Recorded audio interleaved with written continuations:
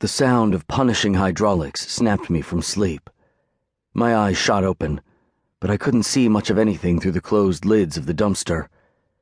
The stink of rotten eggs and festering meat filled my nostrils, turning my stomach as I struggled to find my bearings, but succeeded only in burying myself further beneath gobs of slimy debris. I reached out, trying to claw my way through the plastic trash bags piled on top of me, as the whole world shuddered up and to the left, covering me in dirty diapers, rotten tuna fish, and moldy cheese. My right hand lashed out with a mind of its own, trying to grip on the inside of the steel dumpster as it began to tilt, dousing the back of my neck in warm, sticky fluid that smelled of rancid beer. Bile rose up in my throat as my fingers scrapped against the paint-chipped metal, desperate for purchase that would not come. The sound of a garbage truck's crushing hydraulics filled my ears, reverberating deep down in my gut as a snake of fear twisted inside. I tried to scream, to cry out for them to stop as gravity, the bitch that she is, began pulling me toward my inevitable demise. The lids beneath me fell open then, smacking against the metal side with a sound like a gunshot. The sudden glare of sunlight was nearly blinding, but it was the flash of a trash-filled pit that threw me into a panic. I scrambled to grab onto something, anything that could arrest my fall, before I tumbled into the gaping maw of the trash truck.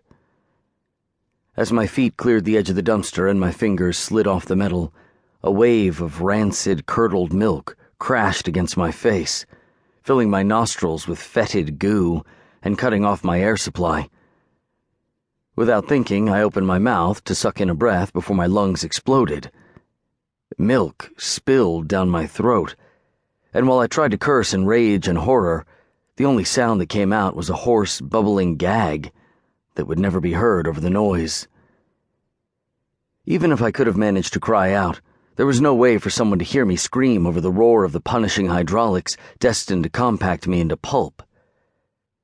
Not that it mattered. If I survived the fall into the metal jaws below, I was going to be pretty damned dead about a second later when the automated press punched my teeth through my brain.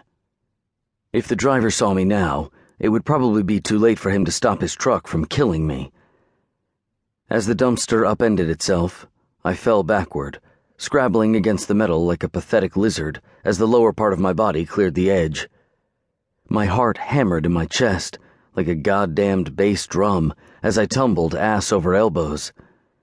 My right hand shot up, reaching for one last desperate handhold.